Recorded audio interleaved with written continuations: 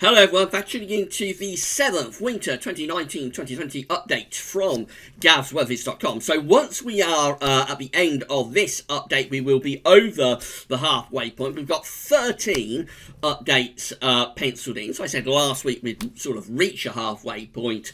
But I think once this 7th update is done, we'll be able to say that we are over the halfway point. So going to be a very interesting watch. We're going to start off looking at September precipitation data, and we'll also have a look at the rest of the GWV's methodology. At the end of the video, have a little bit on the NAO as well.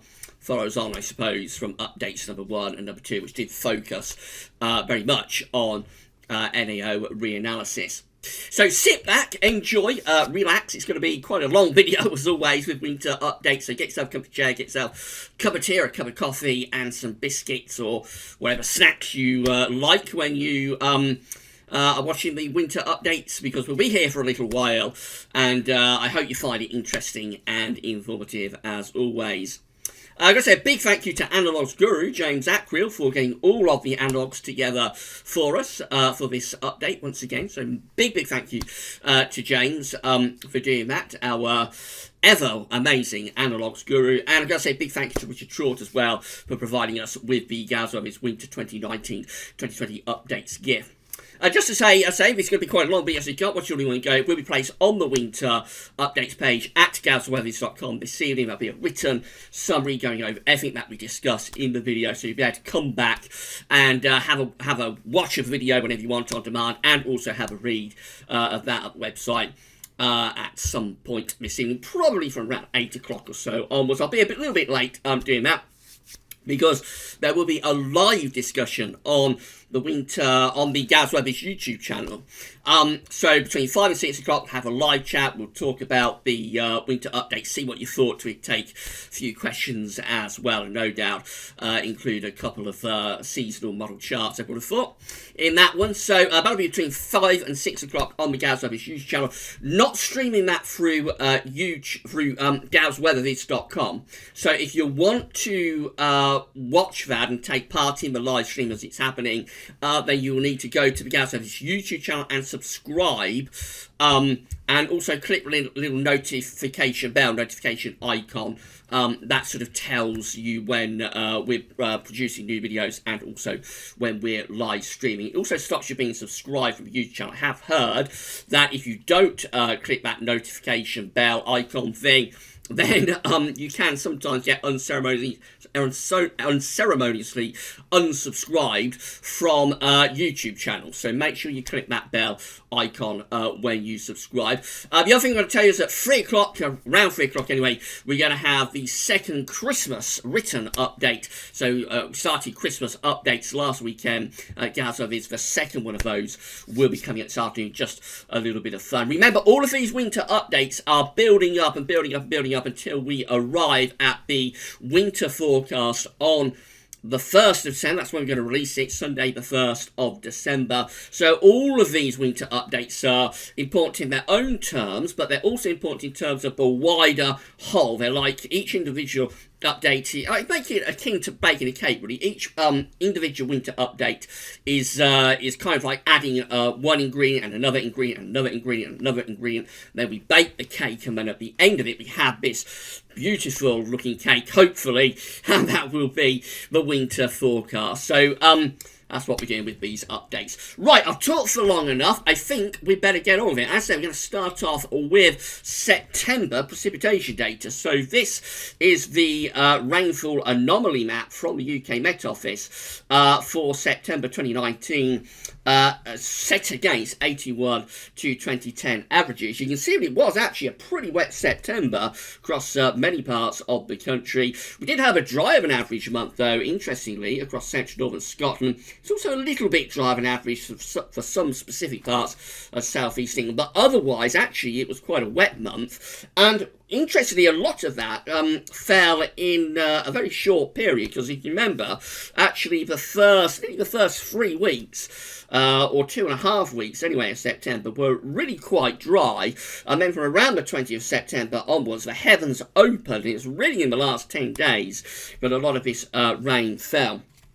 So the actual England and Wales precipitation for September 2019 came out at 124.5 millimetres. Again, bear in mind a lot of that was falling in the last 10 days of the month, which does make it a wetter than average September. It's actually the wettest September since the year 2000, can you believe? It's been a very long time since it's had such a wet September. Although to me, it didn't feel as wet as, say, September 2012 here, because in September 2012, the rainfall was pretty much evenly distributed across the whole month, I think. Whereas in this case, it all fell kind of in the last 10 days. But anyway, that's what the stats show. Wettest September since 2000, with an England and Wales precipitation of 124.5 millimetres. And so that means our precipitation range for this set of analogues is going to be 110 to 140 millimetres. So we're looking at Septembers that had an England and Wales precipitation of 110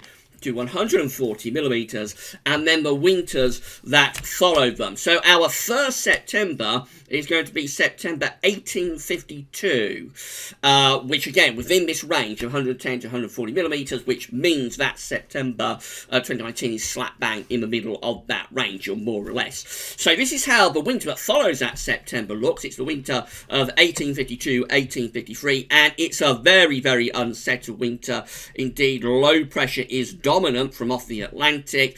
We've got southerly tracking jet stream as well, although there's no particular northern blocking, so I don't think it's a cold winter. It's just a very, very wet winter of 1852-1853.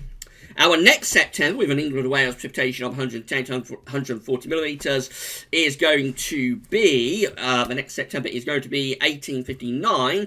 The winter of 1859-1860 is another one that looks tremendously wet, below average heights, really extending in across the west of Europe, a jet stream doing something like that. There's no northern blocking, so it's not a cold winter, I don't think. It's just a very, very unsettled and very wet winter, the winter of 1859-1860. The next winter is 1863-1864. Again, we're following this England and Wales precipitation of 110 to 140 millimetres in September. This one has above average heights out in the Atlantic, below average heights up to our north, bringing in westerly winds probably, mainly. So I would have thought that's another fairly unsettled, and again, not particularly cold winter, as there is no high latitude blocking. The next one is 1885-1886. This one looks a little bit different. It does look potentially a bit colder as well. This one has below average heights to our south and east. It has above average heights in the North Atlantic. There's not a strong northern blocking signal, but I think we are placed on the cool side of the jet stream there, and that could be a rather cold winter in winter of 1885-1886, perhaps with a little bit of wintry potential. A long gap then, right the way through to 1924. So we go from, interestingly, 1885 all the way to 1924 before we have a September with an England and Wales precipitation of 110 to 140 millimetres. The winter of 1924-1925 is another really unsettled winter. Below average heights are out to the west. Got above average heights across eastern parts of Europe, and we're bringing in this west or southwesterly flow. So this is a mild winter again for 1924-1925, and unsettled too. The next winter is 1930-1931. This one, again, quite unsettled. Below average heights through not just the UK, but much of the west of Europe as well. We have above average heights out in the middle of the Atlantic. Quite an unsettled winter with this one. And a little bit of cool potential as well, but I don't think it's a particularly cold winter, which was 1930-1931. Just a rather unsettled one again. The next winter is 1935-1936, again following this September, England and Wales precipitation of 110 to 140 millimetres. This one we're sticking up a trough of low pressure over the UK. There is a blocking signal actually, there is some non-blocking up towards Greenland, but I don't think it's a particularly cold winter. I think this is just a very unsettled and very wet winter in the winter of 1935-1936. So far, that seems to be the trend at the moment for these September analogues. Very, very wet conditions. Now we've got a very interesting winter next. So our next winter, following a September England and Wales precipitation of 110 to 140 millimetres, is one of the daddies of cold winters. It's perhaps not the daddy of cold winters, which is 62, 63, but it is a very, very cold and wintry winter. It is the winter of 1946, 1947, and you can see what's going on with this one. The low pressure is pushed right the way to our south. We've got this big area of high pressure sitting over into the north of Scandinavia, stretching out to Greenland as well. The easterly winds screaming in from the Urals. It's a very, very cold, snowy winter. It starts late, though. The first part of winter is not particularly cold. It's around the 20th of January, 1947, that the cold locks in. But when that cold locks in, well, boy, does it really lock in. And it goes severely cold, and it's just frozen and snow-covered, really, from the last 10 days of January all the way through to the middle of March. Very, very cold winter, 46, 47, and it is one of the daddies of cold winters. Our next winter is 50-51. Again, we're following the England and Wales precipitation of 110 to 140 millimetres, so quite a wet September, obviously in 1950. And the winter of 1950-51 is quite interesting. It has low pressure over the UK and over Western Europe as well. It has a ridge out in the Atlantic. This one is quite similar in some ways to December 2010, winter of 2010-2011, because it does have a cold and snowy December, and then the rest of the winter, January, February 51, is relatively mild. Then we go through to 57-58. This was a rather cold winter as well. So suddenly we got into the middle part of the 20th century, and it's all starting to look a little bit more interesting, isn't it? So this one has below average heights over and to the northeast of the country, has above average heights in the North Atlantic, and we bring in the wind from the north. Now this one, again, it's quite a late starter, so December 1957 is relatively mild, but by the time we get through to February and March 1958, and also to some degree January, but particularly later on, February, March, it is getting a lot colder. 65-66 is our next winter, following a September England Wales precipitation of 110 to 140 millimetres. This one very unsettled, below average heights in from the Atlantic, does have some northern blocking. I think this one's cold earlier, so quite cold in December 1965. I think there's a cold Christmas with snow around in the Christmas of 1965. Then it gets really cold in January of 1966 early on, but then when it goes, it kind of turns mild and wet through the rest of the winter. So February 1966 is a rather mild and nondescript sort of month. So that's gone a little bit wrong. This one is going to be 1960-61. So that should have been placed just there. Sorry about that. So coming back, I suppose, to the winter of 60-61. Again, we see very unsettled looking chart. Below average heights in from off the Atlantic with jet stream. Some above average heights over to the east. That's a relatively mild and wet winter in winter of 1960-1961. Then we have 65-66, we've just talked about. And then another pretty long gap all the way through to 81-82. And this is another very interesting winter. This one does have a northern blocking signal with high pressure up towards Greenland. It has low pressure from the middle of the Atlantic into Western Europe. The jet stream is going down there. It doesn't look particularly dramatic, but this is a very cold December, and it gets severely cold again in the first half of January 1982. So again, this is a front-loaded winter, what we call a front-loaded winter, where the coldest weather happens early, and then the mildest, warmest weather of the winter happens late. So all of the cold with this one is through December of 1981 and through the first half of January 1982, where there is severe cold and blizzards across large parts of the country. When the cold goes, the second half of January through to February, it does not come back, and the rest of winter is generally very mild. The next winter is 1983-1984, and this one, again, it's unsettled winter. I think that is the trend from this analogues package, really. There are a few colder ones in there, but the main trend, I think, is unsettled. Above average heights out in the Atlantic, bringing in the west or northwesterly winds. This is an interesting winter, because it is a very westerly Atlantic-driven winter, but it is also quite a cold winter. We have unusually cold zonality in January 1984.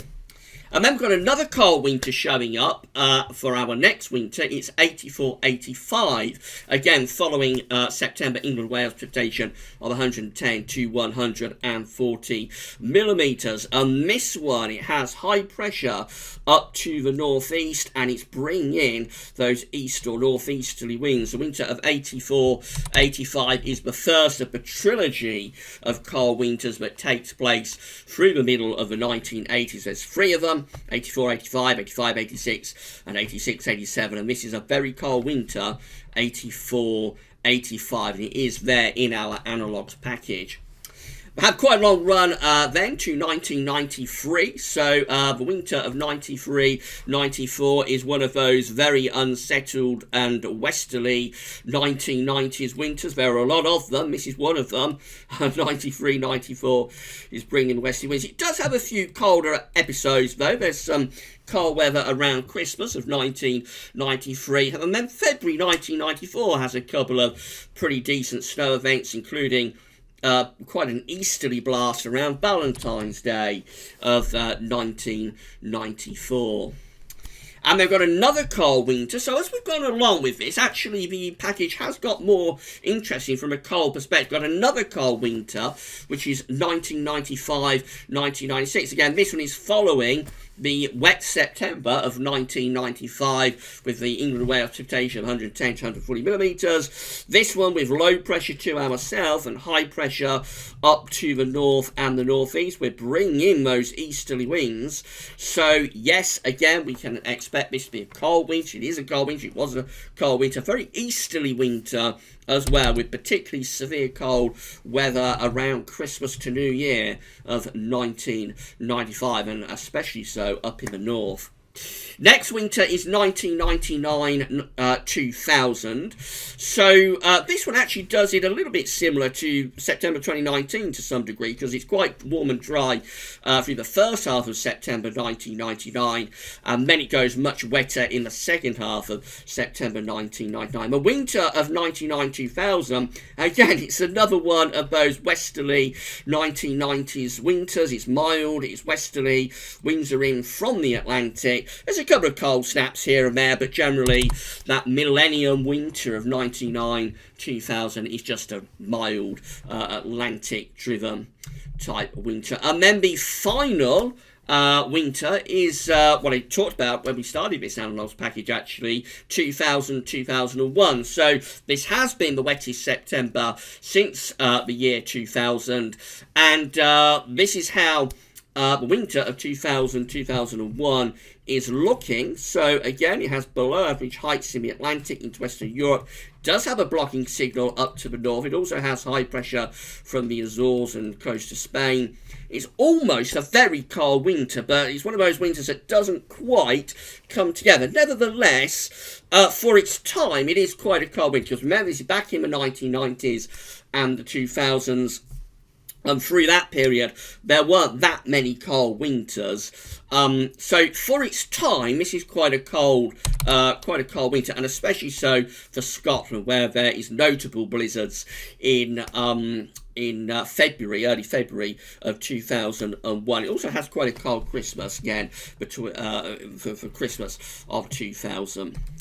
Right, so putting all of that together then, this is how all Decembers combined are looking following a September England-Wales precipitation of 110 to 140 millimetres. It's a very unsettled signal for December. Low pressure is over the UK and Western Europe. We have some high pressure in the Atlantic, but not particularly northern blocking within that. So overall, this analogues package favours a mild and wet December. Bear in mind, there will be years that deviate from that. We know, for example, we've got December 1981 in this analogues package. So there will be deviations, but overall, these analogues are favouring a mild and wet December. January looks like that. Again, very unsettled conditions overall. We have this really deep trough of low pressure over the UK and Western Europe, but there is a northern blocking signal. So January, on average, on balance with this analogues package, January is probably very wet and quite mild, but there is a greater possibility of getting cold weather in January.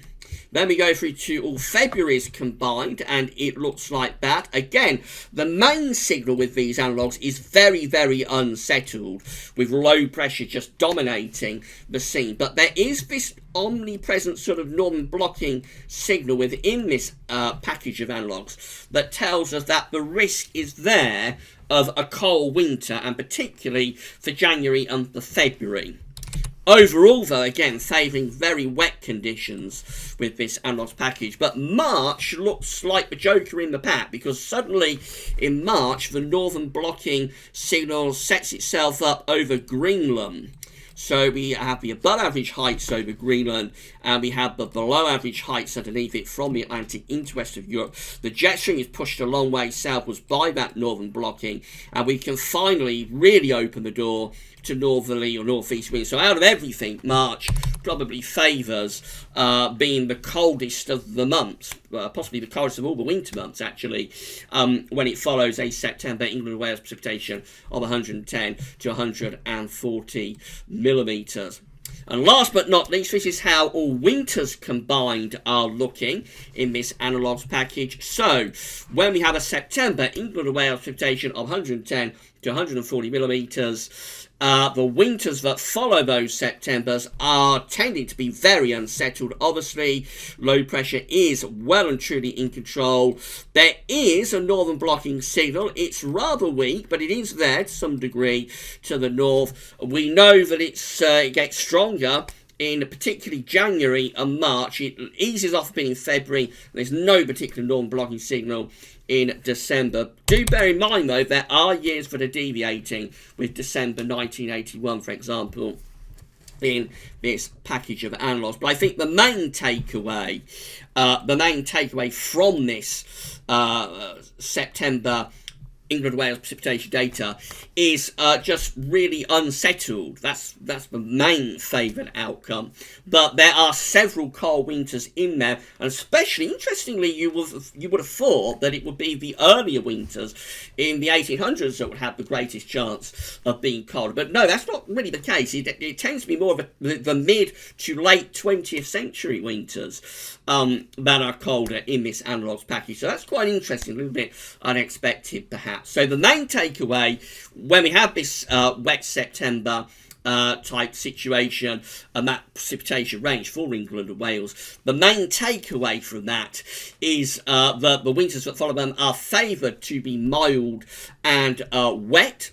But there is a chance of something colder. There are several significantly cold winters in there, including 46, 47, which is one of the daddies of cold winters. And so, you know, it's on a little bit of a knife edge. It may not be quite as clear-cut as you might think when you look at the all winters combined chart in particular. Right, well, I'm going to pause the video there. We've talked for just under 25 minutes, got through all of that. I didn't turn up the start of this, so we had 60 tabs open. So we're going to have to get through 60 tabs in an hour. Can we do it? We'll see. Probably will run over, I would have thought, but we'll see how we go. I'm going to pause the video there anyway, and when we come back, we're going to go through the rest of GWV's Winter 2019-2020 update methodology. So I'll see you very shortly. Go get yourself a cup of tea, and we'll meet back in around 2 seconds' time. See you in a second.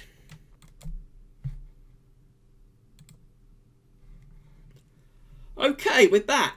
and we are ready to resume the 7th Winter 2019-2020 update from GWV. I hope you're enjoying it. I hope you enjoyed that first batch of analogues that we looked at for September, England Wales precipitation. Certainly food for thought there, I think, from those analogues. Do let me know when we do the live stream between 5 and 6 o'clock on YouTube what you thought, and also, of course, in the comments at GWV. There's a big thank you to James for getting the analogues together for us. Right, so we're ready to resume the second part of the 7th Winter 2019-2020 update. And I'm going to start off with the QBO, the quasi-biennial oscillation. So, of course, we talked about this in last week's 6th Winter 2019-2020 update.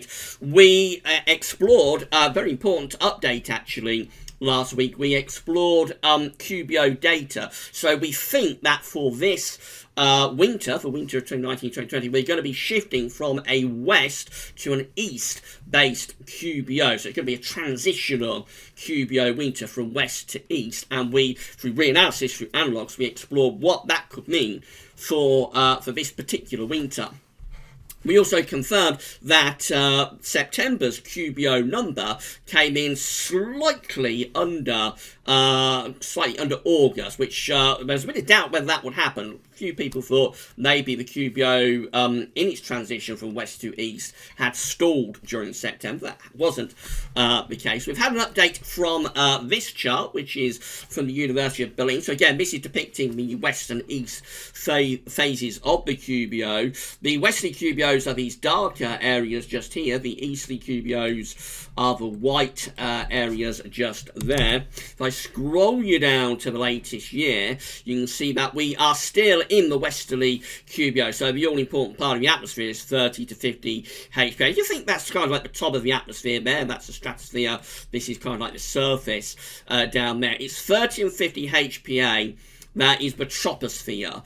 So to get, or to be in a westerly or an easterly QBO, you've got to have either the darker or white areas down at 30, 50 HPA. At the moment, we still have the westerly QBO, this darker area just here at this boundary level of the atmosphere. But you can see above it, the higher levels of the atmosphere towards the stratospheric level, we've got this expanding white area. And that's the easterly QBO beginning to descend down through the layers of the atmosphere. At the moment, the easterly QBO is at around 20 HPA.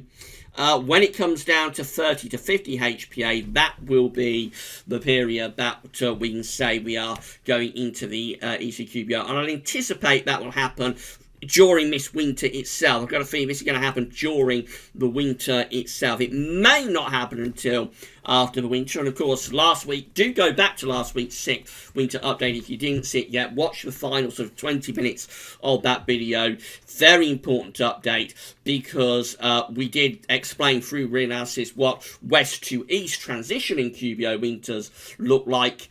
And we also explained through reanalysis what the winters look like, where the westerly QBO just lingers on, doesn't go, just lingers on, dying and decaying, but not going through the winter. So do have a look at that. But at the moment, we can see that the easterly QBO is still in the top layers of the atmosphere. It hasn't yet propagated down into the tropospheric level. This again is showing the QBO from NASA. It's the same idea as the chart we're just looking at, but the good thing about this is that it's updated daily. So again, we have the blue areas just here. They're the easterly QBOs. The sandy coloured areas are the westerly QBOs. This is the important boundary level of the atmosphere again, 30 to 50 HPA. That's where we've got to get these colours down to be able to say we're either in a west or an east QBO. If we go along this line just here, we can see that at the moment we are still in the westerly QBO. You can see the easterly QBO above it. in the top layers of the atmosphere. We can see actually how the westerly QBO is beginning to fade, really. Look how strong the westerly QBO is around here when it's at its peak early in the year and through to the summer, compared to how it looks now. It looks much more ragged now. It looks like it's weakening, and we can see that these blue bars, which are each individual day's QBO number, I suppose, we see that very gradually these blue and green dark bars are starting to move lower down. So they haven't yet started to get to that 30 HPA to 50 HPA part of the atmosphere, but it's on its way. There was a bit of worry a couple of weeks ago, 2 or 3 weeks ago, that we were going to see a failure of the easterly QBO, such as we had back in 2016, but I'm not seeing that at all. I think we're going to have a very, very typical transition from west to east with the QBO. So I'm not seeing anything particularly unusual occurring with this winter. Right, moving on from that to solar activity. Well, basically the solar disk on our side of this today from solarham.net, completely spotless. There's no sunspots whatsoever on the solar disk, so therefore solar activity is at very low levels and is expected to remain at very low levels for at least the next 3 days. We're in solar minimum, and we've been confirming this by the GWV's winter update solar activity tracker, updated by our good friend James Ackrill every week. This is the updated tracker for the 7th winter update, and again, it doesn't show anything different to what we haven't seen over the past few updates. Again, we've got our thick green and thick red lines. They're our trend lines. They are on the floor of the chart. They're flatlining away on the floor. And the orange line is depicting each individual day's sunspots.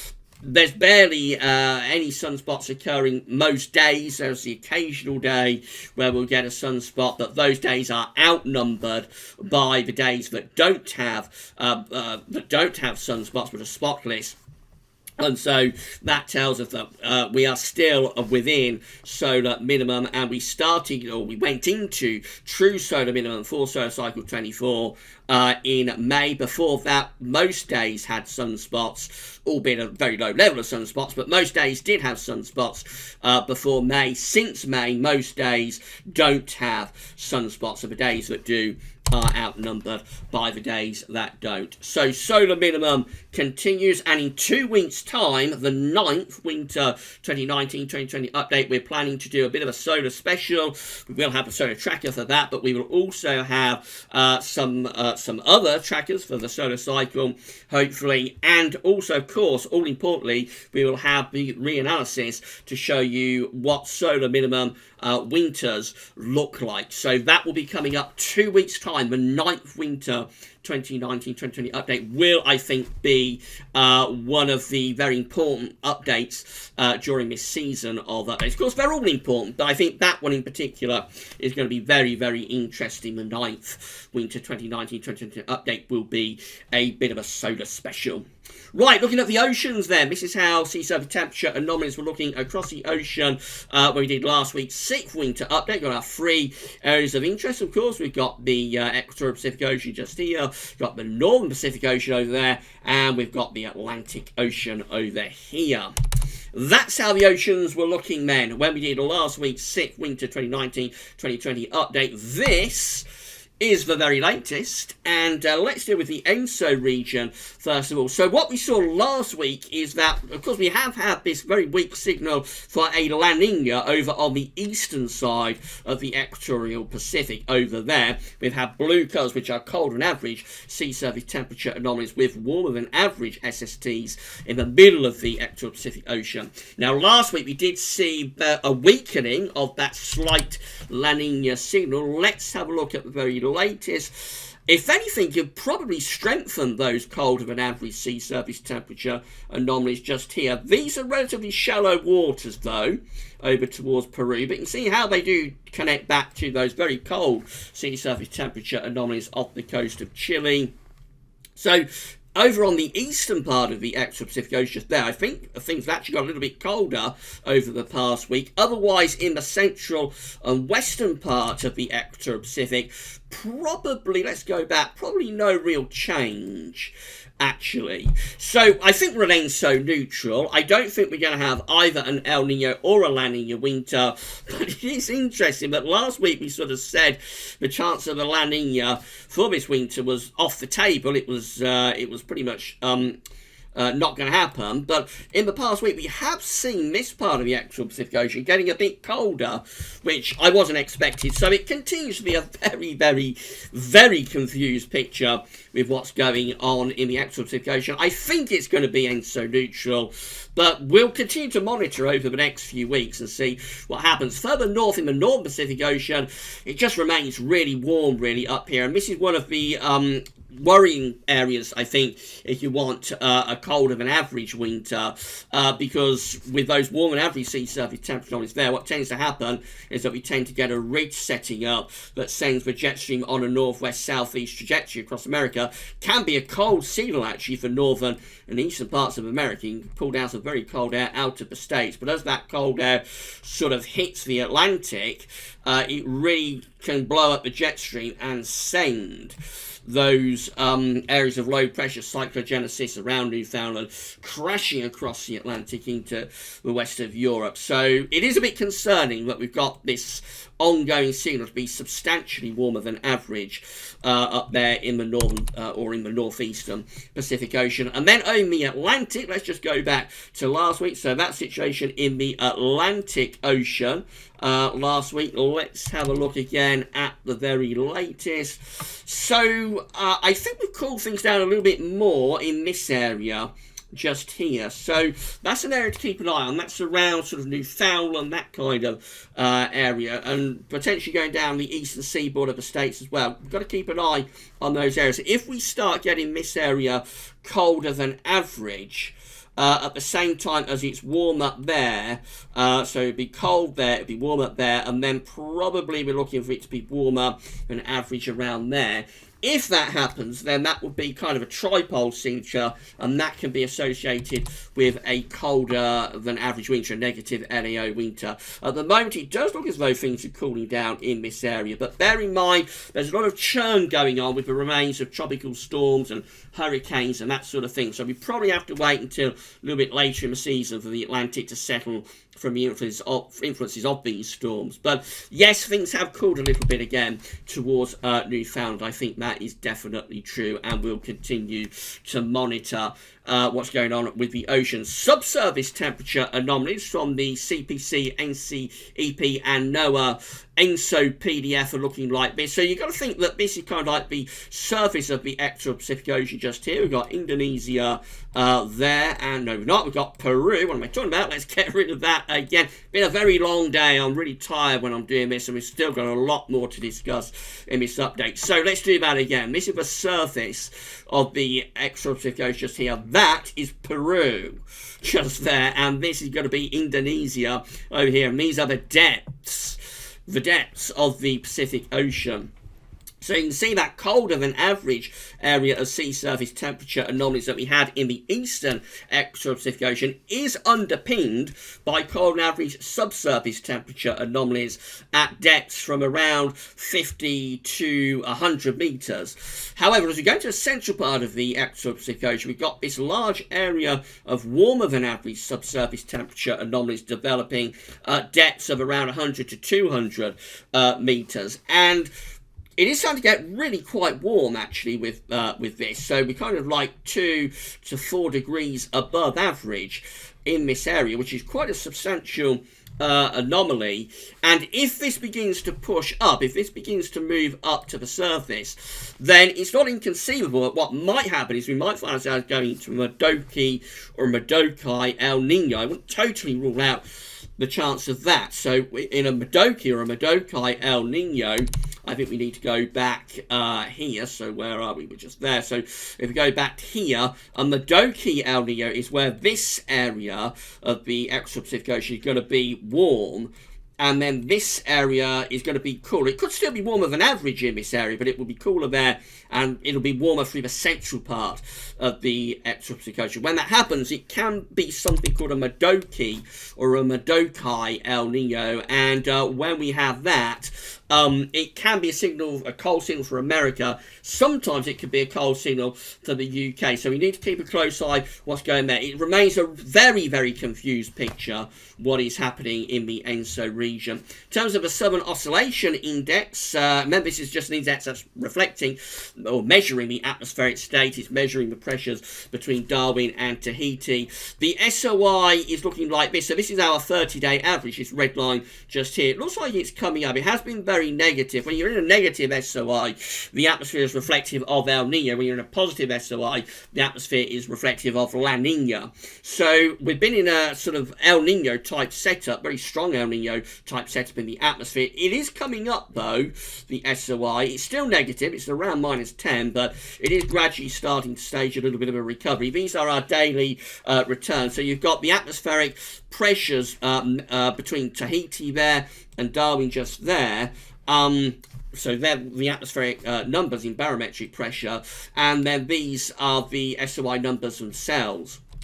So you can see going back to the early part of October, you did have real negativity of the SOI. 3rd of October down to -20, 5th of October down to -20 again, 9th of October down to -9. But in more recent days, we haven't seen as much negativity of the SOI. So we had the 10th of October coming out -11, the 11th of October coming out -4, and then the 12th actually going slightly positive at +4.45. So it looks like the SOI is beginning to lift out of that very negative burst that we had through early October. But, I mean, we need to wait a little bit longer to be able to confirm that. And then moving on to Atlantic hurricane activity. So this is how the 2019 Atlantic hurricane season page is looking from Wikipedia. So these are the numbers. Scores on the doors are standing at a total of 14 tropical depressions for this season, 13 total tropical storms. Then we've got 5 hurricanes so far this season and 3 major category 3 or above hurricanes. I think those numbers are largely unchanged from last week. The total storms and depressions might have gone up 1, but the hurricanes and major hurricanes are unchanged on last week. We are going through a quieter period with Atlantic hurricane activity. But the season isn't necessarily over. We've still got the rest of October and actually even November to go. Arctic oscillation observed and forecast chart is looking like this. So the black line shows where we've been, with the Arctic oscillation, red lines at the end, where the GFS ensembles are forecasting the Arctic oscillation to go. We're weekly positive with the AO at the moment. Going to go a little bit negative in the next few days, and then possibly popping back up to positive, the positivity of the AO as we go into the last week or so of October. Remember, when the Arctic oscillation is positive, you're going to have low pressure over the pole, but when the Arctic oscillation is negative, you're going to have blocking over the pole. NAO observed and forecast chart looks like that. And we will have some analogues for the NAO in the third and final part of this video a little bit later on. So we've been in a prolonged negative phase of the Arctic, of the North Atlantic oscillation, I should say. So we can see from the black line how it's been negative, generally all the way back to the spring, although we can only go back to middle of June actually on the chart now. It did go positive for a while through the second half of August into the first half of September. So that was the most positive it had been since early in the year. But it's generally trending negative again. The current position with the NAO is just there in negative territory. And overall, the GFS ensembles are keeping the NAO negative as well. Does show signs of going weekly positive, perhaps by the end of October, that's a very long way out. It's within the extended range of the GFS and its ensembles. So broadly at the moment, we've got the AO positive and the NAO negative, which is quite an unusual combination actually. Moving up to the North Pole in terms of the stratosphere. So this is how stratospheric temperatures are looking over the North Pole. This is from the JMA, of course. So the grey line is the trend line. The temperature at 10 HPA in the stratosphere over North Pole should be cooling down this point of year, reach its coldest point around Christmas, and then coming up through the first months of the year. The black line is the current temperature for 2019-2020. You can see it is actually a bit colder than average now at 10 HPA. That's top level of the atmosphere in the stratosphere. The temperature at 10 HPA is around minus 65 degrees, which, as I say, it's a little bit colder than average. And if we go a bit lower down to 30 HPA, which is just there, that's a little bit closer to average. This is closer to the troposphere, of course, but it is still a little bit colder than average at that level as well over the North Pole. Now, when we get the temperature going colder than average over North Pole, is very often associated with an increase in zonality and a strengthening of the polar vortex. This is showing the strength of the zonal winds. This is from weatheriscool.com, and it's showing the strength of the zonal winds at 10 HPA. Loads of coloured lines. I haven't got time to go through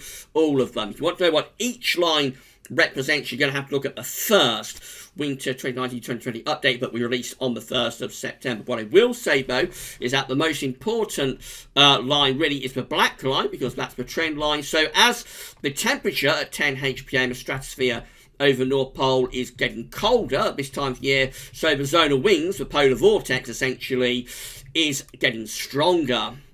So that's the trend, which is strengthening of the zonal winds. This is where we are right now. So we're about on trend, but the GFS ensembles, indicated by these green lines just here, they're actually going stronger than average in the next couple of weeks with the zonal winds. So the polar vortex is going to become stronger than normal at its roots over the North Pole, and this is telling us that we could be entering an increasingly zonal signal, an increasingly westerly signal through the rest of October and possibly lasting into November. The monthly periods are just here, by the way, so that's October where we are right now, that's November, that's December, and that's January, that's February, and of course that's March as well. So for the rest of October, it looks like the polar vortex is going to be strengthening as the temperature at 10 HPA gets colder, so the zonal winds at their roots in the stratosphere are going to get stronger. The 3 pink and 1 blue line, they're the CFS ensemble members, 4 of them, and you can see that they're not seeing this burst of stronger than average zonal winds continuing all that long. They do carry it on into early November, and then most of them are actually going for a weakening through the second half of November. And we actually have two members of the CFS, that 1 pink and 1 blue line, that are going for a major southern stratospheric warming through December, and they're going for a reversal of the zonal winds going below zero through December. So they're going for an early southern stratospheric warming. We have another one just here that goes through a bit later, producing a southern stratospheric warming and a reversal of the zonal winds in January. So 3 out of 4 of those CFS ensemble members are going for major southern stratospheric warming either in December or January. So it's quite a strong trend, and of course we'll continue to monitor this over the next few days. And then finally, for this second part of the 7th Winter 2019-2020 update, we're going to look at Siberian snow cover, and Scandinavian too, and Russian. So this is how things were looking last week, doing pretty well at this point last week for snow cover. We had plenty of snow over here. We had some around there and a little bit over Scandinavia as well. We did say that that was looking pretty good at that point, but let's have a look and see what the latest is. So where are we? We're just there with tabs. So this is very latest up to the 11th of October. We look like that. So an increase on last week, definitely. Scandinavia has increased a little bit. We've got a little bit more snow across parts of Scandinavia. I think this area very similar to what we had last week, and an increase in snow cover over here across eastern parts of Siberia. Looks like we're doing pretty well for snow cover. Let's compare back to previous year. So this is last year, and we are significantly up on this point last year. Quite obviously, that's the 11th of October 2018, was significantly ahead of that. Let's run through them. This is 2017. I think we're above, or we're in front of 2017 for snow cover as well. We're in front of 2016 too. That's 2015. We're behind 2015 for snow cover. Whoops, that's gone wrong. Let's go back there. We're behind 2015 for snow cover this year. That's 2014. What do we think about that? We're probably behind 2014 too, although I think we're ahead of it for Scandinavia and Western Russia. That's 2013. What do we think about that? Probably behind it for Siberian snow cover, but I think ahead of it for Scandinavian and northwestern Russian snow cover this year. That's 2012. We're ahead of 2012 for both Siberian and Scandinavian snow cover. We're very, very significantly ahead of 2011. That's 2010. I think, again, we can say we're ahead of 2010. That's 2009. Quite interesting, 2009. Notice major snow cover across Scandinavia and a little bit across northwestern Russia too, but less so across Siberia. So comparing this year to 2009, probably quite closely matched actually. A little bit behind for Scandinavian, but ahead for Siberian snow cover. And then we go through to 2008. We're very substantially ahead of 2008 in all areas. We're ahead of 2007. That's 2006. I think we're ahead of that definitely for Scandinavian and northwestern Russian. 2005 ahead of that. 2004 ahead. We're ahead of 2003 too. We're behind 2002. That was one of the biggest years for a rapid expansion of snow cover, and we are behind 2002 this year. Let's see if we find where we are again. That's 2001, which we are ahead of. That's 2000. We're ahead of that year too. 1999 ahead of 1999, and we're ahead of 1998. Probably a little bit behind for Siberian snow cover, but overall we're ahead because we're ahead in Scandinavia and also for northwestern parts of Russia. And of course we'll have a good look at that again next week. So that's it. That's the end of the part 2 of this 7th Winter 2019-2020 update. Been talking for 50 minutes. Just got a little bit more re-analysis to show you about the NAO in the 3rd and final part of this video. It's probably going to come in just over an hour, but we'll see. So I'm going to pause the video there, and we'll meet back again in around 2 seconds' time. Okay, see you soon.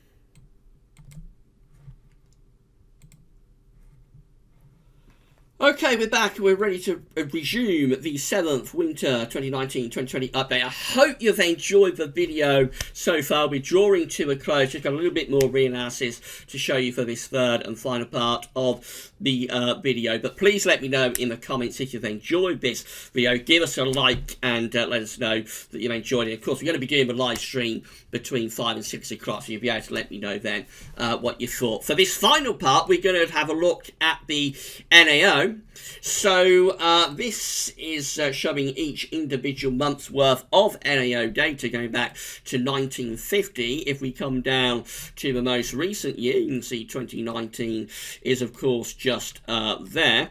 So the early part of the year actually had a positive NAO. We had these positive numbers, particularly March, very positive NAO there at plus 1.23. But it started to reduce, started to weaken this NAO in April, and in May we went negative with the NAO. And of course we talked about this at length in the first Winter 2019-2020 update. We looked at years that had very negative NAOs in the month of May, and the winters that followed them. We also had June coming out very negative as well with the NAO. July also was negative. August was negative too. And actually September comes out slightly negative with the NAO as well. So we have now had a very long run of negativity of the North Atlantic Oscillation. I have 1, 2, 3, 4 and 5. 5 months so far with a negative NAO, which is a long run actually. And remember, the default state for the Atlantic is a positive NAO, so typically the North Atlantic Oscillation will be in a positive state. So to get 5 consecutive months is quite unusual. Has happened before. So what I wanted to do with this final part of the video is have a look at winters following negative NAOs from May to September. Now, the actual numbers with these are varying from the through the years. So some of them will be more negative, for example, with Yenio in May. Some of them might be more negative in August. Some of them might be more negative in July or September. You get the idea that we aren't pinning down the numbers now because it's such a long run of negativity. We're just looking at years that were negative with the NEO from May to September, and the winters that followed them. So, for example, we have May to September 1951, which is negative in all of those months. May, June, July, August, September 1951, a negative LEO in all of those months. The winter of 1951-1952 looks like this: below average heights up to the northeast, above average heights out in the middle of the Atlantic, and the jet stream is doing something like that. Rather a cold and unsettled winter in 1951-1952. The next winter following May to September negative NEO is 1952-1953. This one with below average heights to our south and above average heights out to the northwest. Quite a dryish but also quite a cold winter again for 52-53. Quite a chilly winter, not a classic cold winter, but there were several cold snaps in there. This is a classic cold winter, actually. This is 1954-1955. So again, May to September 1954, all of those months have a negative NEO. The winter that follows that is 54-55. It's round solar minimum as well, interestingly. And this one has high pressure blocking up towards Greenland, and low pressure is over northern and western Europe. And so we bring in cold winds from the north. It's generally quite mild in February, generally quite mild in December 1954, gets much colder in January and February 1955. A lot of these years are in the 1950s, interestingly, when there is also a warm AMO. Not sure if there's a connection there, but it is quite interesting. A lot of these years are back in the 1950s. So the next one is 57-58. That turned up in the first analogues package that we started this video with, of course, looking at September data. Again, reminder, we have the above average heights in the North Atlantic close to Greenland, below average heights over Scandinavia, bring down northerly winds. Again, it's quite mild in December of 1957. It gets colder as the winter progresses. 1958-1959 looks like that. A relatively dry and quiet winter, although it does have a coldish January. And then we have a long gap from the 1950s through to the late 1990s before we have the NEO negative from May to September. So our next winter is 1998-1999. This one with above average heights in the Atlantic, below average heights to our north-northeast. It's another one of those westerly, mild 1990s winters, although it does have a few cold snaps, but it's not a cold winter. It is actually a mild winter overall. 2001-2002 next. This one has above average heights close to the UK, below average heights up to north. It's an interesting winter. It's rather cold in December 2001, and then it goes much milder and wetter late January and into February 2002. Then we've also got 2010-2011. This, of course, includes for December to remember. And this one, again, has the above average heights blocking up towards Greenland, below average heights underneath it, and to our east as well, and bringing in the wind from an easterly direction. That had a negative NEO from May to September 2010. I think every month in 2010 had a negative NEO. I might be wrong on that, but I think pretty much every month in 2010 was negative with the NEO. So this one, of course, December to remember, severely cold in December 2010, and then gets a lot milder when the cold goes. It goes big time. And then the final winter is 2012-2013. Again, following a negative NEO from May to September. This one has a northern blocking signal. High pressure is up to the north. We've got low pressure over and to the south of the country. Easterly winds are favoured. It's generally quite mild early on in winter. Gets colder and colder, culminating in the coldest March since 18 1800s. So putting all of that together, not that many years you'll notice that have such a long negative NAO from May to September, so there's not that many analogues within this package, which is something to keep at the back of your mind. But putting what years we do have together, this is how all Decembers combined are looking. Rather an unsettled signal for all Decembers, with below average heights close to the country, above average heights to our north. Not a particularly cold signal, but there is a little bit of cold potential perhaps in some of those Decembers. This is how all Januaries combined are looking though. Much colder signal here, below average heights through the north and west of Europe, blocking towards Greenland and extending back into the Arctic. And of course we could be bringing in really quite cold east or northeasterly winds there. Much greater cold potential with these negative NAO years from May to September in January.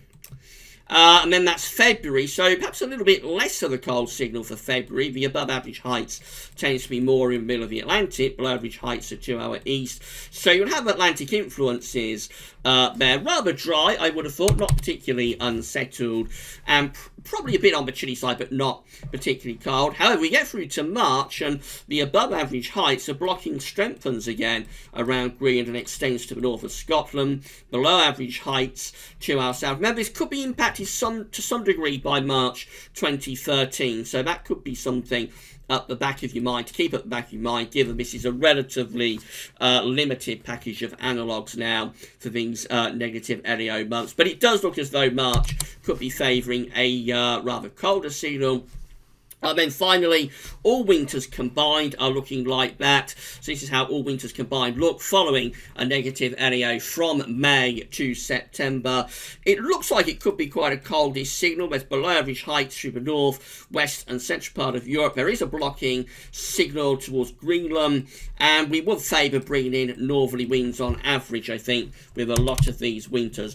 Could be a rather colder signal for winters when we have this NAO negative right away from May through to September.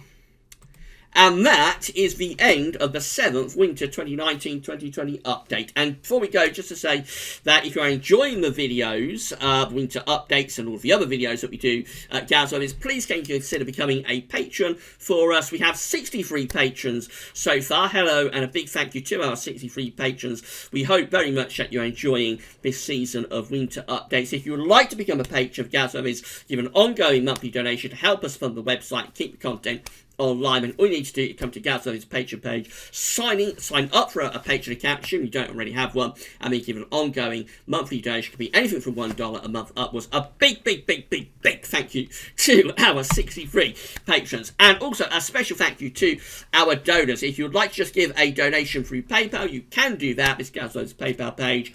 So you just come here, you sign into your PayPal account, and then you can give whatever donation you would like. When you do it through Patreon or PayPal, you're going to get a shout out in videos. We'll say thank you so much to all of you for doing that. So a big thank you to our PayPal donors, and a big thank you to our patrons.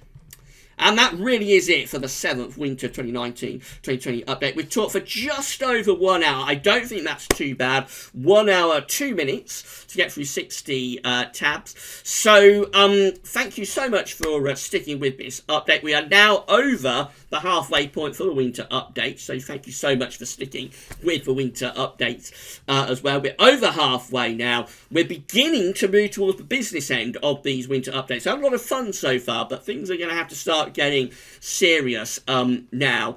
And I mean, I'm still quite confused about this winter, I have to say.